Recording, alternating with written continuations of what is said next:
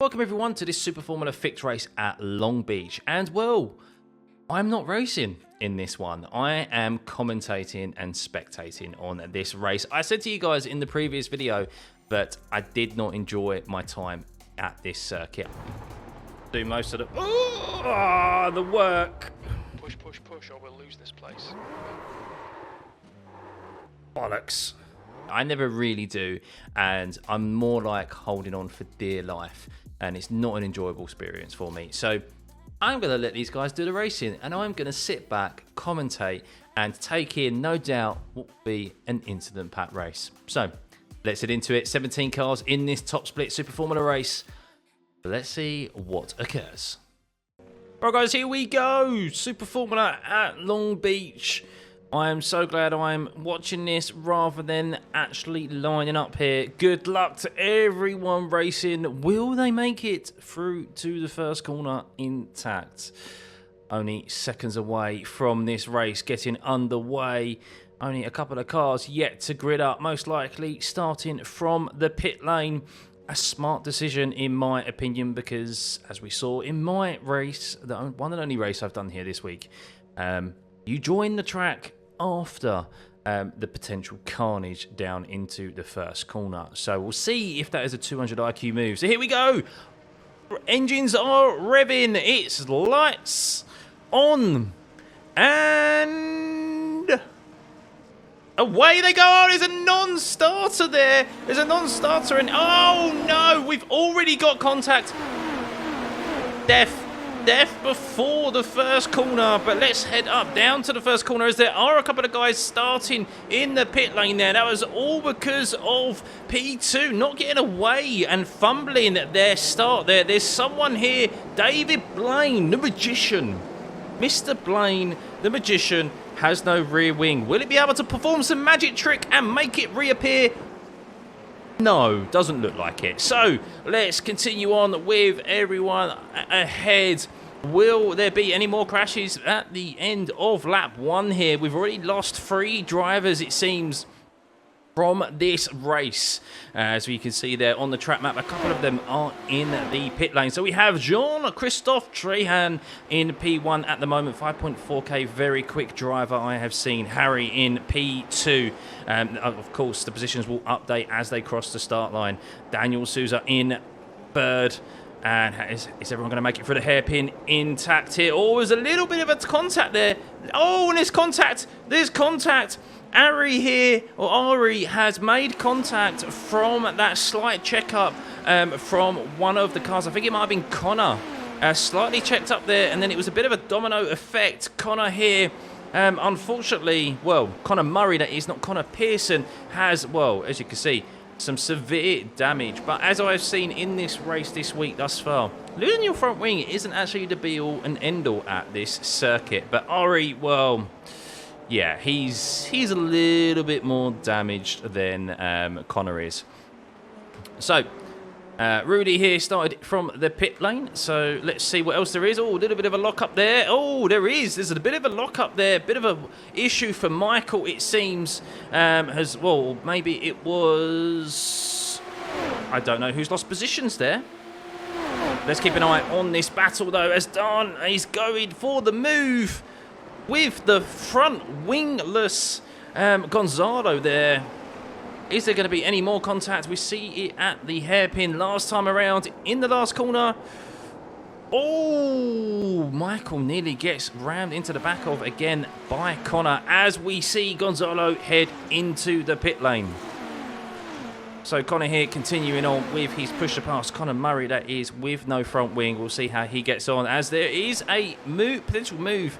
Connor Pearson was looking for a move down the inside there of Michael down into T1. So thus far we have lost, it seems, about 5 cars from this race.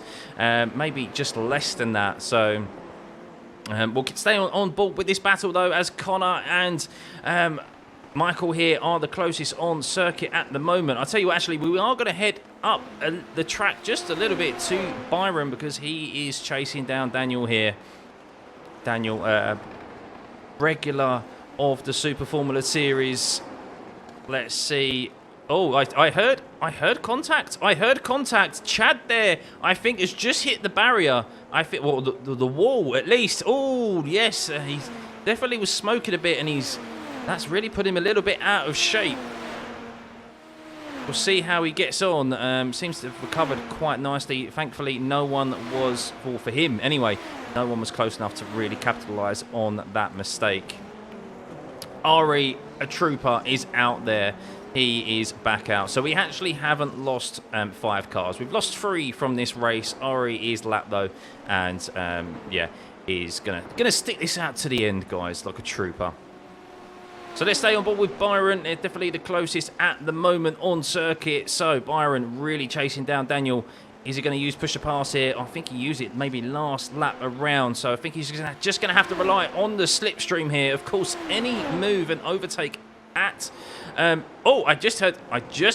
Oh, there is contact. And Gonzalo, who is in P13, who has pitted for that front wing already, has now just put it in the barrier once again. He is letting guys go by.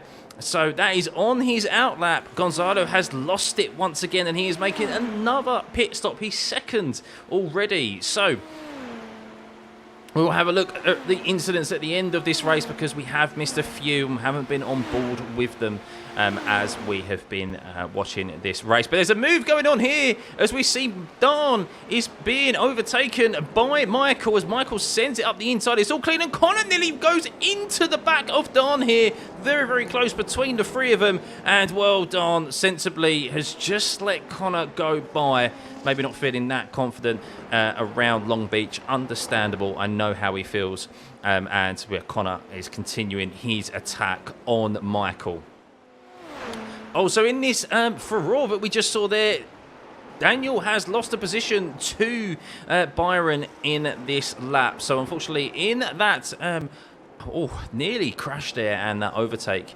We have missed the overtake from Byron on Daniel. We will see if Daniel will be able to regain that position on Byron, but I think Byron has the pace. Last time around, a 106.6 compared to Daniel's 107.2. So I think as well, the I rating there probably distinguishes that Byron does have the pace on Daniel. Daniel's no slouch, but I think that may be the case. But there is moves happening. There is moves happening further back. Michael and Connor really going at it here. And in all of this, Michael has caught up to Colt ahead. So Colt is only 1.8k, and he's doing very well in this top split race. He is on for a haul of I rating there, 66, if he's able to maintain a top 6 here. But I think Michael is going to be maybe making an overtake here pretty soon. We have 8 laps remaining. We're nearly halfway through this race, as Jean on your track map there is come around the last corner and will be crossing the start-finish line. He has nearly a over a 4-second lead to Harry in P2. So let's keep an eye out on this battle, because Michael here, he needs to get past Colt quickly, because, oh, a little bit of a lock-up there. And once again, Connor nearly goes into the back of Michael. We know that Connor is chomping at the bit here to get past Michael. And, well, if Michael doesn't dispatch Colt quickly, then we know that Connor is going to see that opportunity and slide that car up the inside wherever he can. Of course, this also has the potential for there to be an absolute cluster fuck of a crash as well. And Dan there, down in P9, could just gain 3 positions. So Michael is trying to attack, but he's having to look in his rearview mirror at the same time. Connor, is he going to show a nose? We still have 7 laps remaining of this race. Is he going to be patient? I think, oh, Michael got a nice exit there. I think he's going to have a go on Colt here as they head down into turn 9. Let's see if he has a go. No. Colt holding his position, knowing that Michael's not far enough close, or it's not close enough to him to send it down the inside. Here we go, down into the last corner again. Oh, Michael just having to take a little bit of a wider line there on entry compared to Colt, so that he doesn't run into the back of him. But here we go. I think there's push to pass on now.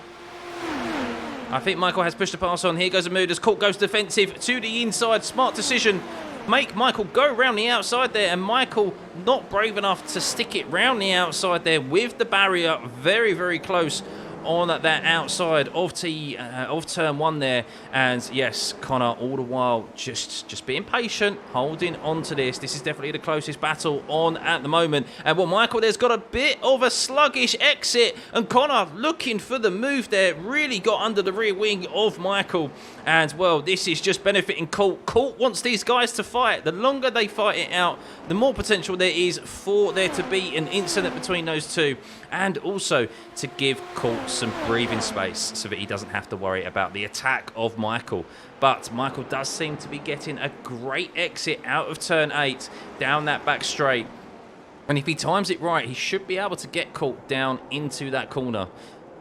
Very, very close again there. Oh, he seems to be closer. He does seem to be closer, and I think both have got push to pass turned on now, but I think Michael should be able to get Colt here. It depends whether or not if he's brave enough to take it round the outside. He's definitely going to go for it. Colt defends on the inside here. Is he going to sweep round the outside? There could be contact. This could end disastrously, but it doesn't. Michael makes a great overtake round the outside, and now it's down to Connor to try and dispatch Colt as quickly as possible so that he can maintain that attack on Michael that he has done that he's done all race thus far. Let's stay on board with these two. So P3 and P2 now, Harry and Byron are going at it. So I'm just going to skip up ahead to those two.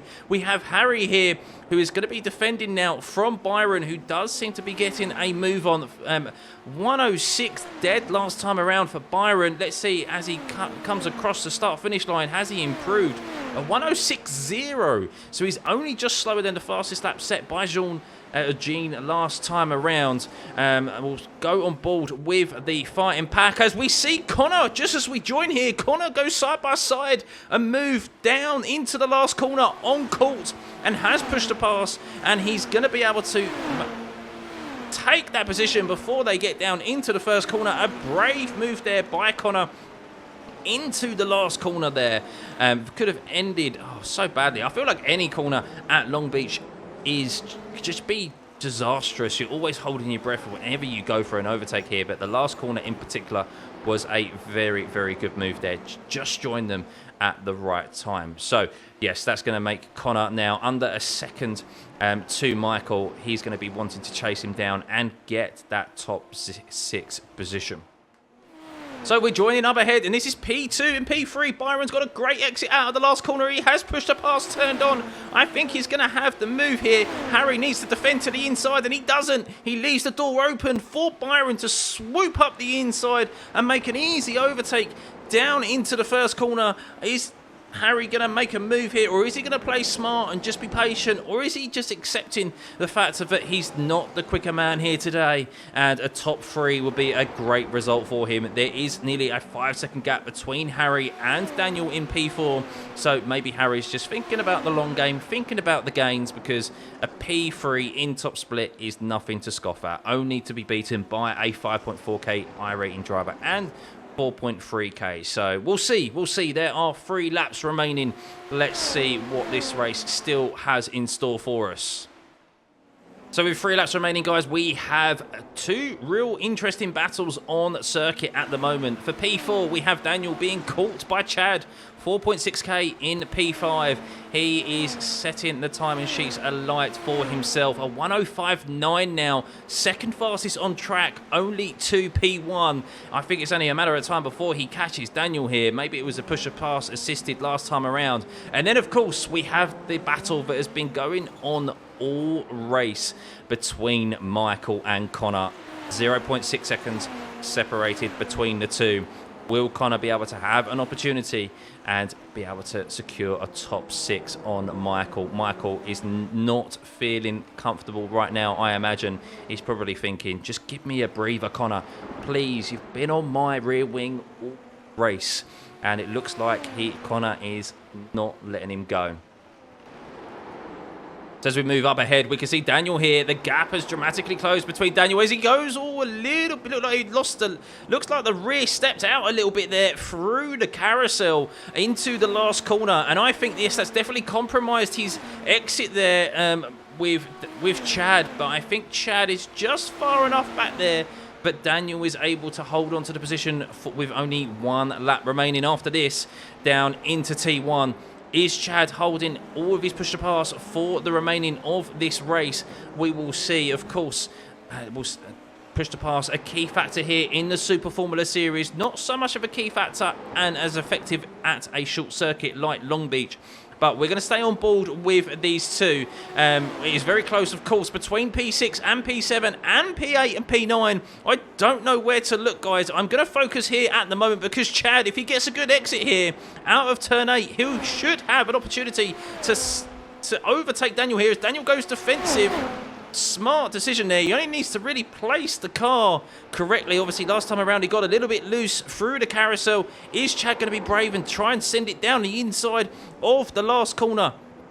No, he doesn't. He doesn't. But as we are on board here, we can see that P6 and P7, there's the going side by side. This is Michael and Connor. The battle must be raging all race. And Connor tries to do the cutback. Is he going to be brave enough to go round the outside of the carousel into the last corner? Oh, he's on the inside and has forced Michael wide. And Michael's had to put the brakes on. But Connor's rear steps out. They've both got push to pass on. And I think Michael there with the straighter exit, even though he had to slam the brakes on to stop himself from going into the barrier. As Connor goes defensive, they nearly run into the back of each other here. And is Michael going to be brave enough to stick it around the outside? Oh, Connor just holds onto the position for just a bit longer there. And, well, oh my God, brave stuff by Connor as he held it round the outside of the carousel. I did not think that was going to be the case. And oh my God there, what a fight. What a fight this is as we skip up further ahead. And it seems to be that Daniel is able to hold on to the position here from Chad. Chad's dropped back a little bit.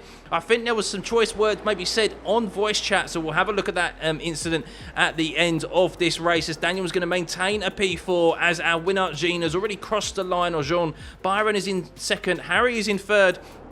But let's have a look here as Chad comes across the line in P5. And, well, Connor has been able to maintain that position. He's been badgering Michael all race, and it came down to the last lap. Well, the penultimate corner of the penultimate lap, and, well, the last corner of the penultimate lap, sorry.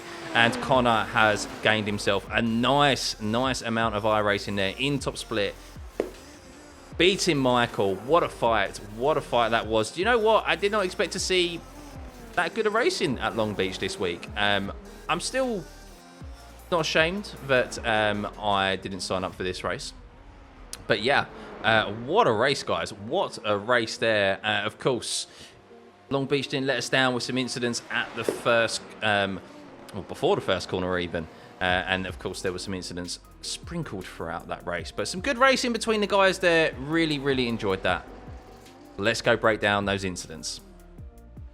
Right, guys, so let's have a look at the incidents. And firstly, we're going to have a look at Chad and Daniel's incident. Because I don't know what happened. And what you guys didn't hear was that Chad and Dan were having some words after the race. Chad thought Dan had squeezed him. I haven't seen this incident yet. I'm seeing this for the first time. Let's have a look. So Chad's going for a move. Pretty sure how that's squeezed though. I knew you wouldn't leave the... You're an absolute clown. That's Chad. I didn't know he said that, but obviously choice words said in the heat of the moment. I think once it's reviewed, once Chad reviews this, I mean, if anything, Chad squeezed Dan, wouldn't you say? I'm sure Chad will look at this back and admit that, yeah, you know what, there's not much else there that Dan could do, and hopefully he apologised. I left the race session while they were still going on, so I hope obviously Daniel will be able to inform us, who is a subscriber of this channel, be able to inform us whether Chad apologised or not. But look, we all say things in the heat of the moment when we're in the cockpit. We think things have happened a certain way. Turns out upon review that isn't the case. But yeah, I mean, look, let's just bring that back. I know we just played it in slow motion there. Chad gone for a move on the last lap, which he's entitled to do. However, he locks up. He's the one who's technically out of control of his car. Daniel is as far over to the right as possible, and well, they make wheel-to-wheel contact, and Daniel's very, very fortunate, in my opinion, that he hasn't ended up in the barrier. So that's the point at where, in effect, Chad is out of control of his car. He's now regained control of his car. I mean, Dan is as far over right as possible, but he actually kisses the barrier, and that's why there ends up being contact. Because he hits the barrier, he pings off of it and then hits the front right tyre of Chad. Now, if Chad didn't lock up, he would have been fine, and they both would have been fine, because even with Daniel hitting the barrier, there would have been a larger gap in between them, and he would have got away without the contact. So, look, it's just a last lap incident. More blame is on Chad than there is on Daniel. I think there's nothing else that Daniel can do. Let me know in the comments below if you disagree. But I'm sure Chad, upon review there, will apologise and hold his hands up. Yeah, I thought it was different in the race, in the cockpit at the time. So, yeah. That's that incident. Let's go have a look at what happened at the start. So we're actually back on board with Chad. I didn't realise Chad started second. Chad was unable to get away. I think he's just misjudged the lights. I've done it before. I've taken my eyes away from the start lights, maybe looking at his wheel or something, and just didn't get away. Very, very fortunate that he didn't get actually rammed into the back of, and that's probably why, of course, that incident at the end, he's frustrated, because he was P2 and he had potential to win the race possibly, or at least be on the podium. Because we're on board here with Jose, who's the unfortunate soul who ends up David Blaine in front there. Oh my god. I mean, these guys are all innocent in this. There's not much else they could do. It's then just like a domino effect, because Jose has got, I mean, look at 1, 2, 3 cars in front of him to where Chad is, and then David here sees these cars move out of the way, and then there's a very slow moving Super Formula car. He actually makes a very, very good start, David, but then of course he's having to lift out because of the car on his right hand side and the car in front, and then Jose just can't see that. If we go on board of his cockpit, I don't know what field of view he's got, but he can't see that there's a car in front of David here who's just pulled up. No chance. So he's probably thinking, what the hell? And then I don't know who the poor soul was. Keith here is the poor soul who just ends up seeing Jose just appear in front of him. Yeah, that's Long Beach for you. If there's an incident at the start of the race, you guaranteed it's a multi-car pile-up, because there's no runoff areas. It's just walls either side. So yeah, that was unfortunate for Keith there. I imagine he's probably got steering rack damage as well. We can see Jose here's got no engine cover, and then we know that David, where is he? Where are you, David? There he is, Mr. Blaine. No magic tricks here. I bet he's heard that one before. No magic tricks here. Wasn't able to make his rear wing reappear. And yeah, unfortunately spun it a couple of corners later and decided to retire from the race. Oh dear, guys. Oh dear. Still not as big as the one of the race that I had earlier on in the week. But yeah, not great, not great. So let's have a look at the rest of the incidents.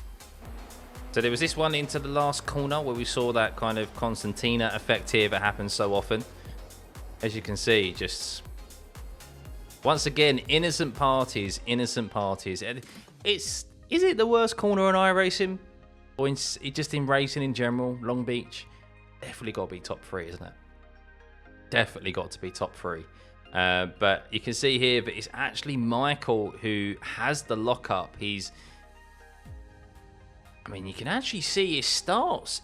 I didn't even realise this at the time. It starts from Chad once again, but not actually Chad's fault. I think it's Dan here just carrying too much speed and has to check up so that he doesn't hit Chad I think he gets away with it because there doesn't seem to be any damage on his front wing. That's caused Michael to check up. Then that's caused Connor to check up. And then, unfortunately, Connor M and Ari here, just with the slightest of touches, have damage to their front wings. See there? Just pops off.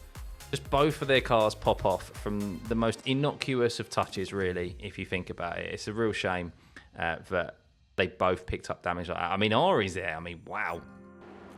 Did he really hit that hard? Not really. I mean, not really. I don't think it really warrants that sort of damage, but yeah, I mean, he thought he was going to pit there, doesn't he? And then, yeah. So, really unfortunate. Down into T1, into the fountain. Oh my God, what was that? Oh, spin up. And finally, to end this spectating video, I thought we'd have a look at Connor Pearson's great moves into the last corner here. He made two good moves. You can see they're nearly running into the back of Colt. And then, just nailed that cutback. Nailed it. And we joined it just after that last corner, so I didn't know how the move was done. But that was like inch perfect there, because so easily could have lost his front wing. And then the penultimate lap with Michael. These guys have been at it all race. A real respectful fight between them. Michael, they're going defensive, and Connor just able to go on the attack here, get the drive, both using push to pass. And this move was bold. I mean, don't see many overtakes at Long Beach. Don't see many. I mean, to have the audacity to go round the outside there and just unsettle Michael. Keeps it tight, but then he gets the snap of oversteer, and Michael actually had to Michael, if we just rewind it back here, at the time actually had to dab the brakes to stop himself from going into the barrier. Didn't have enough of a turning circle. So close. Connor's thinking, yes, I've got the move done. Stamps his foot on the throttle, and of course, now is like, I'm on the defensive. And then it was just a case of, but with both the push to pass and activated. Ooh, I mean, Michael probably could have. I think there was enough room there for Michael to slip it up the inside. I think there was enough. I think Connor maybe reacted borderline, okay. But yeah, so nearly could have ended up in a crash. But yeah. Great racing by those two. Won't see much better racing than that, I think, throughout this week at Long Beach. So, yeah, guys, that is the end of this spectating race. I much prefer being from away from the track and watching these guys go at it than myself. I'll be back at Silverstone next week racing in this series, that's for sure. But I hope you guys enjoyed that. Remember to like and subscribe button, turn those notifications on, and I'll see you for the next one. Bye.